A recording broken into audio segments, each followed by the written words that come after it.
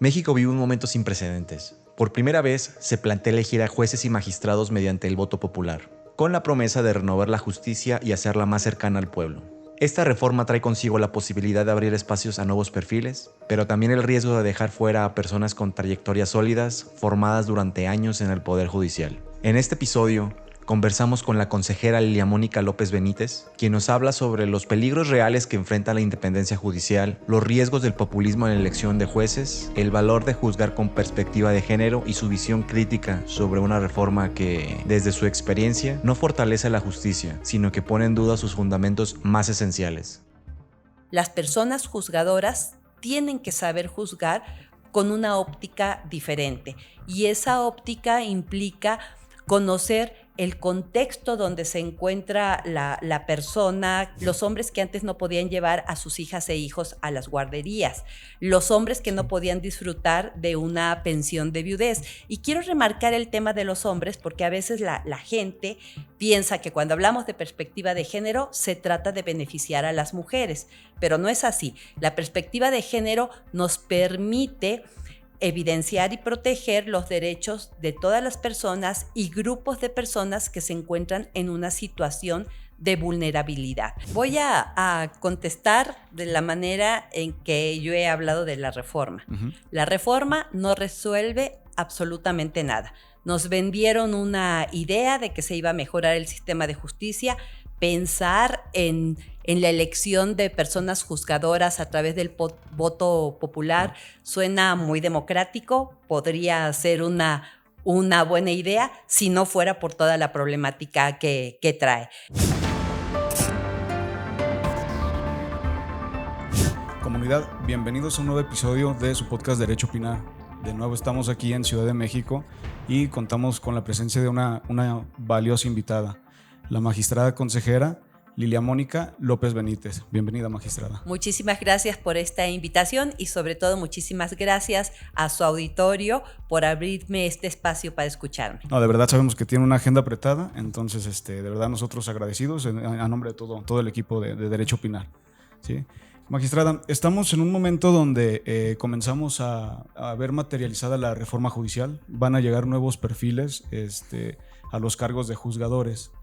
De ahí mi primer pregunta, atendiendo a ello, ¿qué mecanismos considera esenciales para que los nuevos juzgadores garanticen la independencia judicial y que los juzgadores en sus determinaciones resuelvan con perspectiva de género? Como lo ha señalado, estamos en un momento crucial y desde mi punto de vista muy preocupante. ¿Por qué razón? Porque la preocupación deviene de esto, de la imparcialidad de las personas juzgadoras. Imparcialidad que bien o mal, pero yo creo que más bien que mal, se había venido resguardando conforme a los métodos de selección que todas y todos conocemos. Ahora las personas interesadas en ocupar los cargos en un órgano jurisdiccional a nivel de titulares están saliendo a hacer campaña. Y la verdad para mí es muy preocupante porque he escuchado algunos videos de personas candidatas prometiendo que si votan por esa persona va a garantizar que tengan la medicina, que se les entregue de una manera inmediata, pero no a través de una resolución jurisdiccional, sino a través, o así se debe entender, de gestiones propias por ser titular de un órgano. Otro video más que escuché promete que si se vota por él para magistrado, abrirá la puerta a todos los rockeros y les dará facilidades. Y alguna otra más donde señalan que, y lo voy a decir entre comillas, si votan por esa persona, ella va a interponer, lo entrecomillo, demandas de amparo. Cuando sabemos que la función de una persona juzgadora, pues no es esa. No. Esa corresponde a otro ámbito del tema jurídico, a otra área específica que es el propiamente el litigio. Entonces, bajo este punto de vista, si yo salgo a una campaña y hago ese tipo de promesas a los electores, esa o cualquier otra, ¿cómo puedo garantizar mi independencia? porque yo estoy ya comprometida con poderes políticos, con los poderes fácticos, con mis electores, y entonces de esta manera se merma esa independencia. ¿Y cuál es el gran riesgo? El riesgo, a lo mejor podemos no verlo para la institución por sí misma, pero sí va a ser un riesgo para las personas a las que tenemos que servir, porque dependiendo de cuál sea la persona y cuál sea mi promesa de campaña, entonces yo estaré constreñida a resolver de una o de otra forma. Me parece que este proceso de reforma, y por eso he sido tan crítica al respecto, no responde a una mejora del sistema de justicia y sí pone a la judicatura en entredicho. Y entonces llegarán nuevas personas, muchas de ellas nunca han estado en un órgano jurisdiccional y no saben ni siquiera de lo que estamos hablando, ni dónde van a estar sentadas atendiendo a las personas justiciables, y si lo vinculamos con el tema de la perspectiva de género, pues nos encontramos con otra problemática. Desde los esfuerzos institucionales, yo recuerdo con mucha claridad que en 2008, con recursos etiquetados de la Cámara de Diputados, se empezó a hablar de perspectiva de género y empezó a haber capacitación aquí en el Consejo de la Judicatura Federal. Es decir, llevamos ya más de una década preparándonos para poder juzgar con perspectiva de género. Esto es algo que hemos ido aprendiendo poco a poco y hemos tenido aciertos, hemos tenido errores, pero nos hemos estado preparando. Además, otro punto y factor importante es el conocimiento de los instrumentos que nos ha dado la propia Suprema Corte. Por ejemplo, el protocolo para juzgar con perspectiva de género, que data de 2013 en su primera versión. Y pues toda la doctrina constitucional sobre la materia que ha construido en todo este tiempo. Esto nos ha llevado a aprenderlo muchísimos años. Entonces, si quienes estamos en esta función y hemos conocido de estos temas, a veces acertamos, otras veces nos equivocamos, hay que decirlo también claramente, pero quienes lleguen y que no tengan un acercamiento con el tema, va a ser una problemática muy preocupante, porque realmente juzgar con perspectiva de género nos sirve para detectar todas las situaciones de personas o grupos de personas que se encuentren en una situación de vulnerabilidad para poder paliar esa desigualdad. Si no conocemos todo esto, entonces nuestras sentencias se pueden quedar muy cortas, con el riesgo de no responder a la necesidad de una persona que está esperando la mejor decisión por parte de otra que es juzgadora. Así es. En ese sentido, magistrada, bueno, me corrige si me equivoco, creo que esto que nos estaba comentando, que comenzó más o menos en el 2008, comenzó con la sentencia del campo algodonero. No sé si me estoy equivocando, si no me corrige.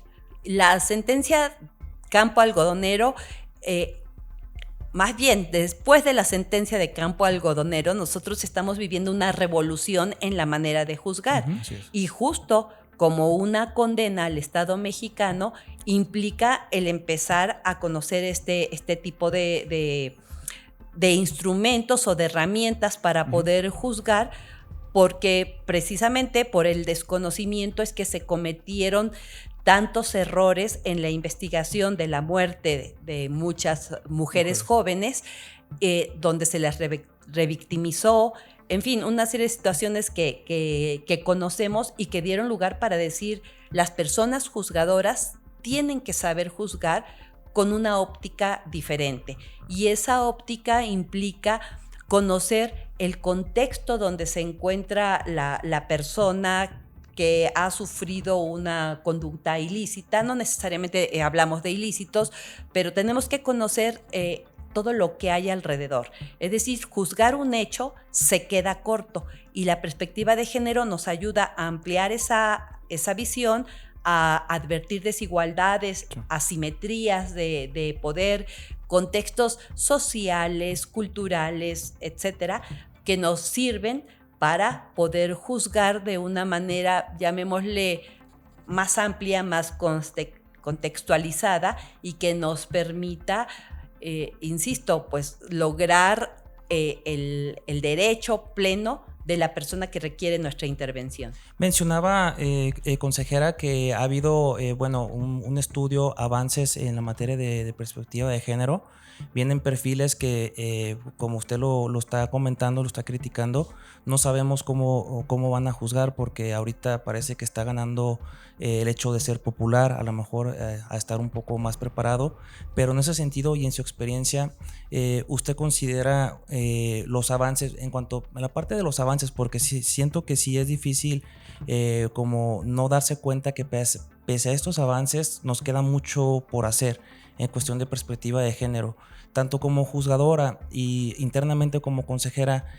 ¿Cuáles son los avances que usted considera que hemos tenido en esta materia y cuáles son los retos que todavía nos queda por delante? Institucionalmente yo creo que hemos tenido muchos avances. Primero, hacer evidente la necesidad de que las personas juzgadoras, y no solamente las juzgadoras, sino todas las personas operadoras del sistema de justicia, tenemos que conocer, ya sea al interior de nuestra propia institución, del Poder Judicial de la Federación, o incluso fuera de ellas, las fiscalías, por ejemplo. Y bajo esos parámetros, creo que la Corte, hablemos ahora de la Corte, ha generado una serie de herramientas y de criterios jurisprudenciales que han sido un hito en el cambio de pensamiento y de la manera de juzgar, porque a través de sus resoluciones ha habido cabida para advertir las desigualdades y abrir espacios diferentes para muchas personas. Por ejemplo, los hombres que antes no podían llevar a sus hijas e hijos a las guarderías, los hombres que no podían disfrutar de una pensión de viudez. Y quiero remarcar el tema de los hombres porque a veces la gente piensa que cuando hablamos de perspectiva de género se trata de beneficiar a las mujeres, pero no es así. La perspectiva de género nos permite evidenciar y proteger los derechos de todas las personas y grupos de personas que se encuentran en una situación de vulnerabilidad. Ha permitido, por ejemplo, que personas que están identificadas con grupo LGXX, para no decirlo completo, pues puedan también gozar de esos derechos. Sí. Entonces, toda esta doctrina jurisprudencial y el protocolo, y todos aquellos protocolos, porque no solamente es el de juzgar con perspectiva de género, sino que hay muchos protocolos que sirven para otorgarnos herramientas, no sé, para poder atender temas de personas migrantes, de temas de diferentes grupos de personas.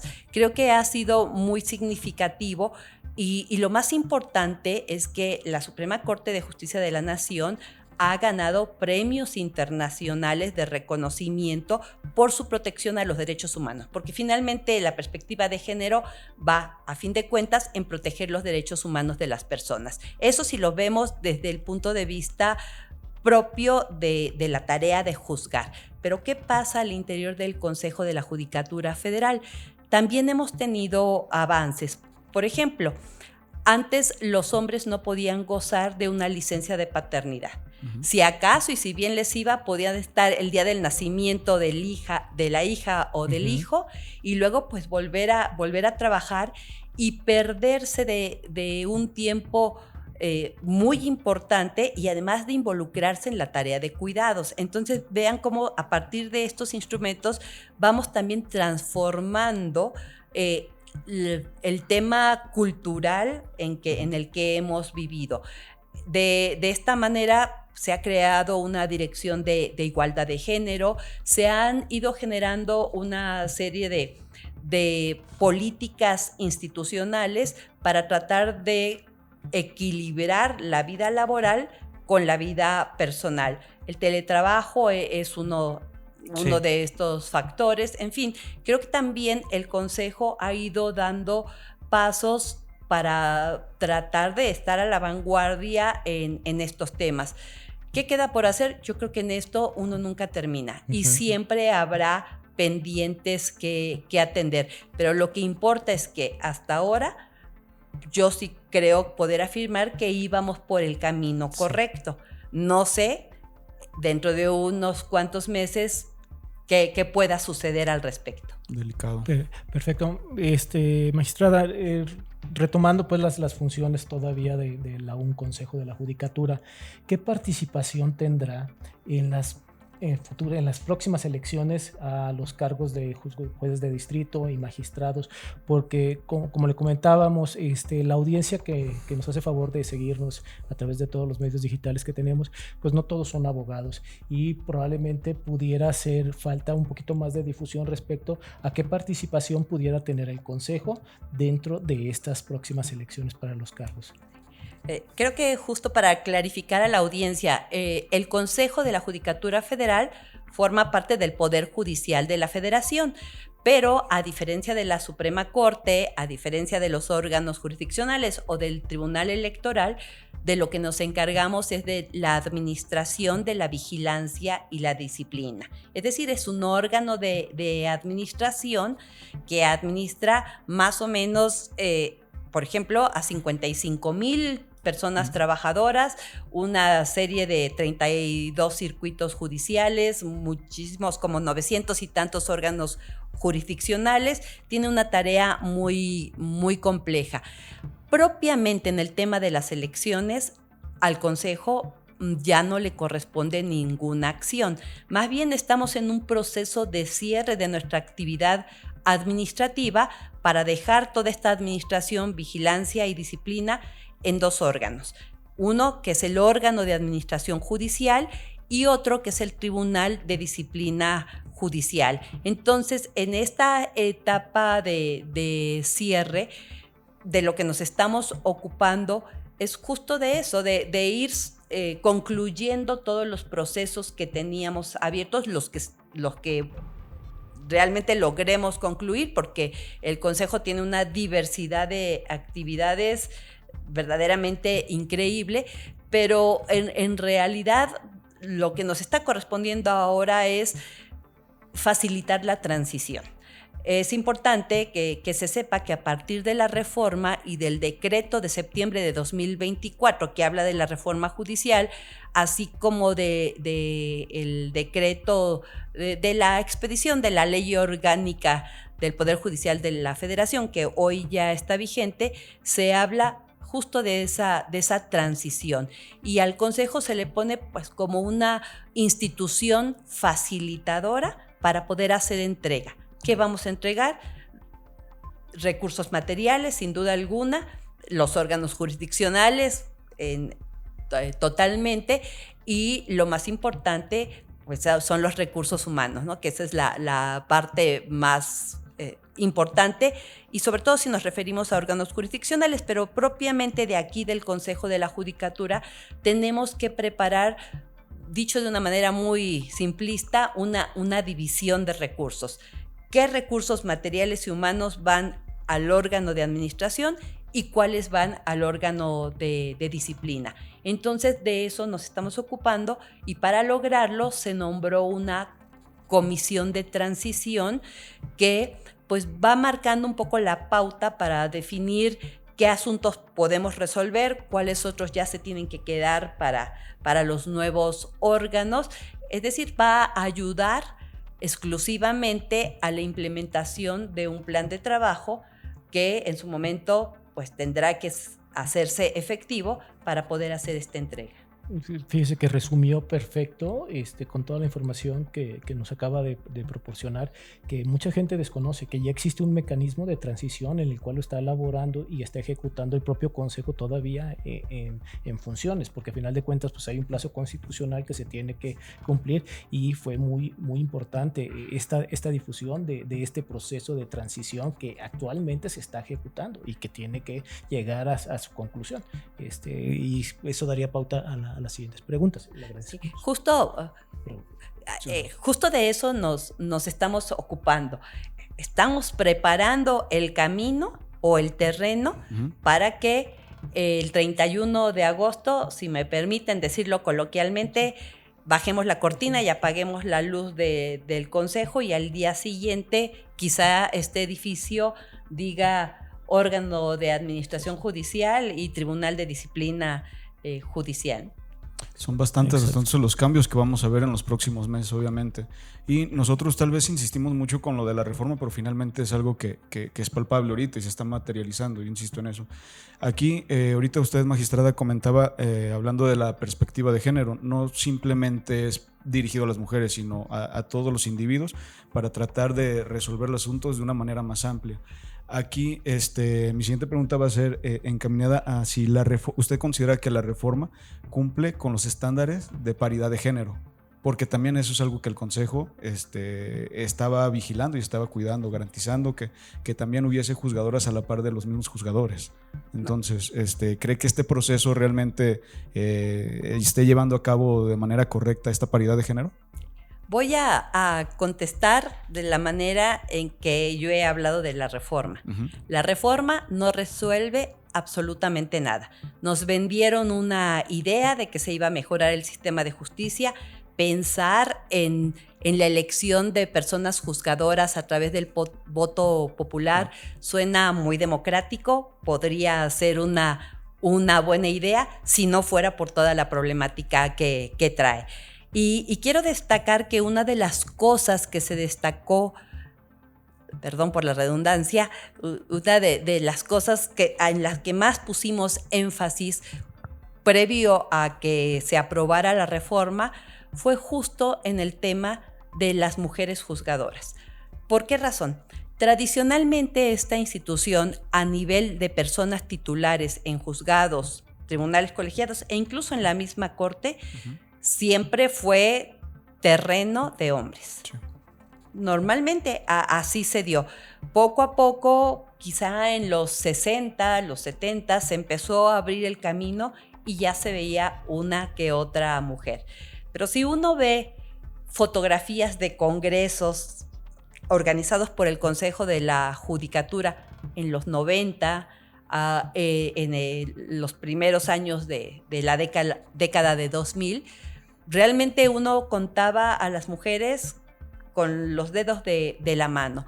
¿Qué fue lo que pasó? Gracias a estas medidas que se implementaron en el Consejo de la Judicatura, empezó a haber concursos exclusivos para mujeres que pretendían ser juzgadoras, con unas políticas diferentes para poder hacer accesible que más mujeres llegaran a los cargos de decisión, pero no menos difíciles. Y lo quiero destacar porque mucho se pensó que se estaba favoreciendo a las mujeres y poniéndole un examen muy simple para que lo pudieran pasar. Esto nunca fue así.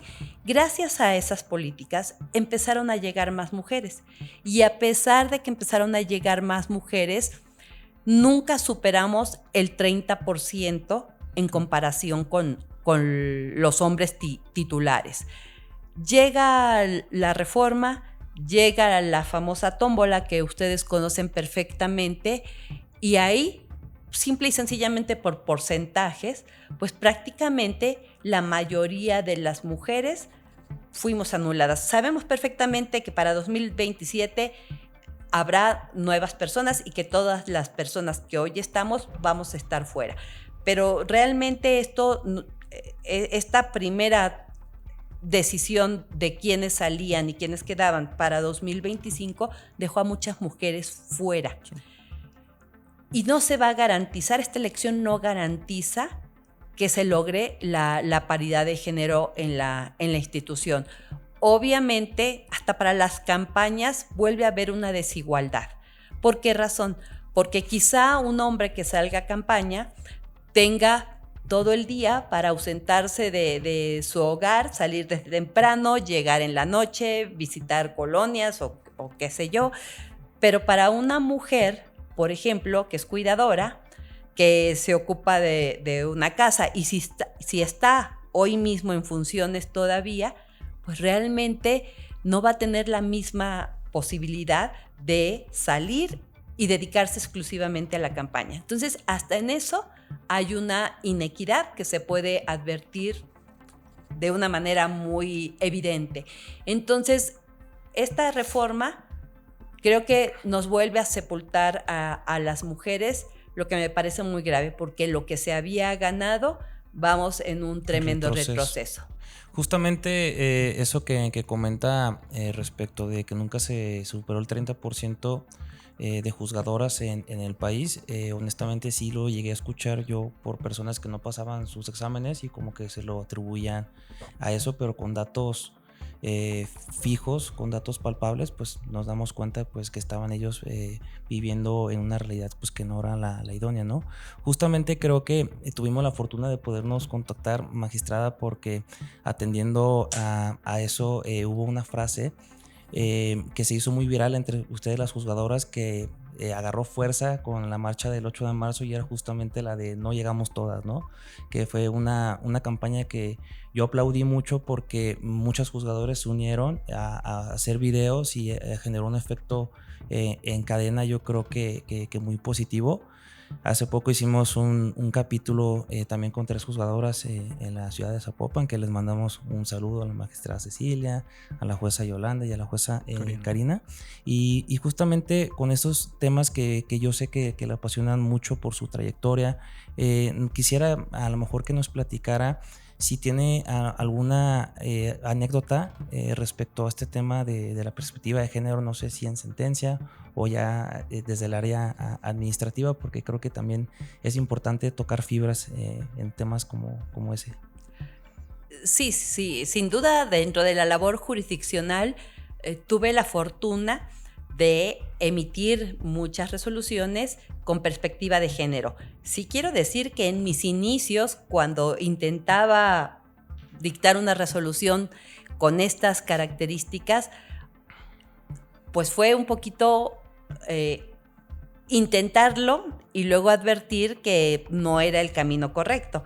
Pero conforme uno se va involucrando en el tema, por supuesto que va mejorando hasta la argumentación que uno requiere para este tipo de asuntos.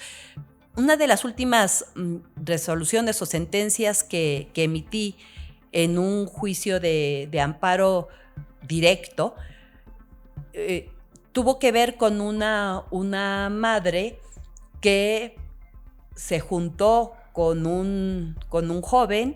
Empezaron a vivir como suelen suceder en muchas relaciones, todo maravilloso en un principio, luego una violencia absoluta y un buen día ella se mete a la regadera, escucha mucho ruido, pero en realidad no sabe qué es lo que está pasando y cuando sale, su pareja le dice, ve a ver a tu hija, porque la niña era hija de la señora exclusivamente, y la encuentra a la niña mal, con vómito, la intenta ella pues atender momentáneamente. Al ver que no mejoraba, deciden llevarla al hospital y ahí en el hospital detienen a la pareja porque encuentran muchas huellas de violencia en una pequeña, quizá de 2-3 años, no lo recuerdo ya con mucho detalle, y a ambos se les consigna y se les inicia proceso por el delito de homicidio por razón del parentesco en cuanto a la madre. Y aquí la argumentación de la autoridad del juez del fuero común fue destacar que cómo era posible que ella no se hubiera dado cuenta que la pareja la estaba golpeando, que ella no estuvo al 100% al lado de la hija y una serie de argumentos de esta naturaleza que lo que nos lleva es a un estereotipo, el estereotipo de la buena madre. Como madre tienes que estar al pendiente de todo. Y además había un contexto muy importante de violencia respecto de esa mujer desde muy pequeña. Fue abandonada por la madre, luego fue abandonada por el padre, quedó a cargo del abuelo y de la abuela, tuvo un hijo antes, violencia con la pareja, en fin, todo ese contexto a mí me permitió analizar y desmitificar en el sentido que las mujeres no solamente somos madres, y una serie de aspectos ya más técnicos jurídicos que me llevaron a concederle el amparo y que finalmente esta persona se fue en libertad. Eso en cuanto al ámbito jurisdiccional. Y yo creo que aquí en la institución pues también me ha servido mucho conocer de estos temas, porque, por ejemplo, apenas tuvimos un conflicto de trabajo donde una trabajadora decía que se le había despedido porque estaba primero embarazada y luego en periodo de lactancia. Cuando se presenta la propuesta, yo lo que destaco es, a ver, no estamos cuidando la perspectiva de género y tiene que haber, de acuerdo a los criterios de la Corte, una protección reforzada de las mujeres que se encuentran en esta situación, lo que nos permitió cambiar la decisión, la propuesta que venía, y verificar que el despido sí se había propiciado por esas situaciones en específico.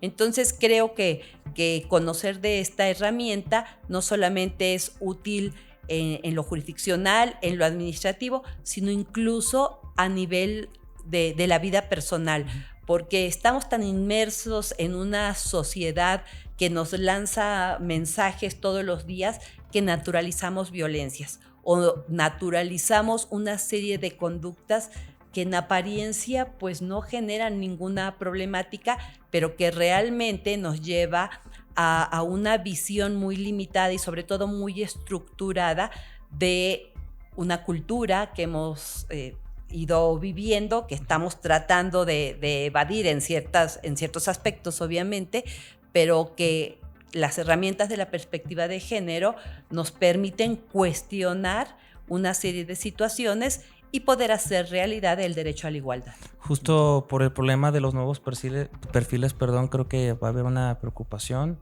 con todas las personas que intenten acceder a la justicia. Creo que también algo que no se mencionó es de que todas las juzgadoras que llegaron, que fueron despedidas en esa tómbola ridícula, pues no se tomó en cuenta que ustedes caminaron por esos pisos pegajosos y esos techos de cristal, y que, como dice mi amigo Abraham, me encantó esa frase, ustedes juegan en modo difícil, ¿no? Entonces pues esperemos que esto pues quede en la historia, que quede marcado. No sé si...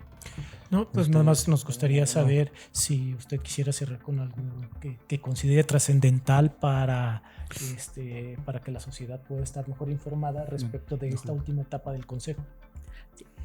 Creo que lo más importante para la sociedad es estar atenta a lo que viene.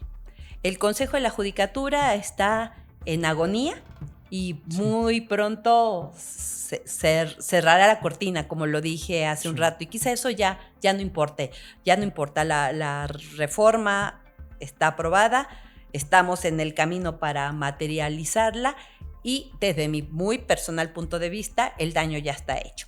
¿Qué nos queda como sociedad?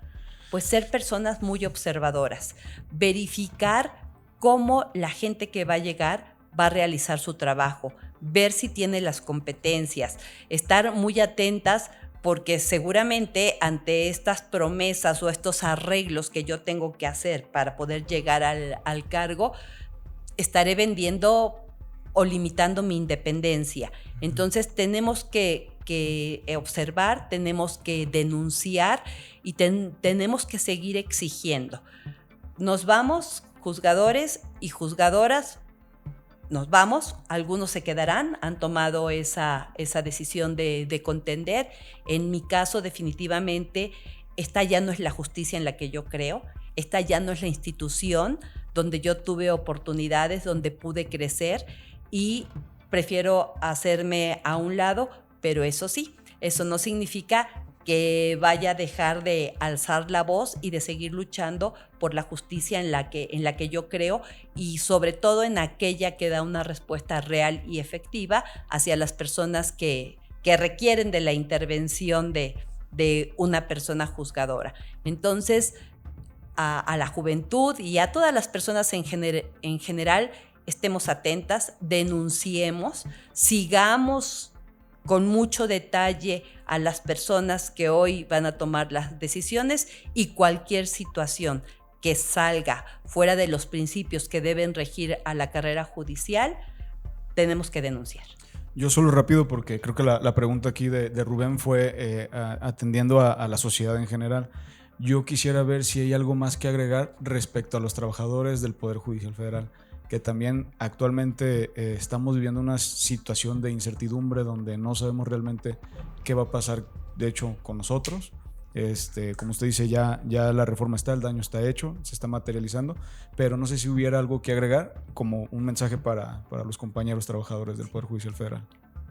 Pues para mis compañeras y compañeros trabajadores que se van a quedar en la institución, creo que para mí son el último bastión de la resistencia. Y me refiero a la resistencia en el sentido de seguir trabajando con independencia, con profesionalismo y con mucha dignidad, porque eso es lo que hemos aprendido en esta institución. Se vienen tiempos difíciles, quizá llegue a sentarse y a firmar sentencias alguien con mucha menor experiencia que ustedes, pero no cedan. Ustedes son, para mí, ustedes son nuestra esperanza. Ok, muchísimas gracias, magistrada.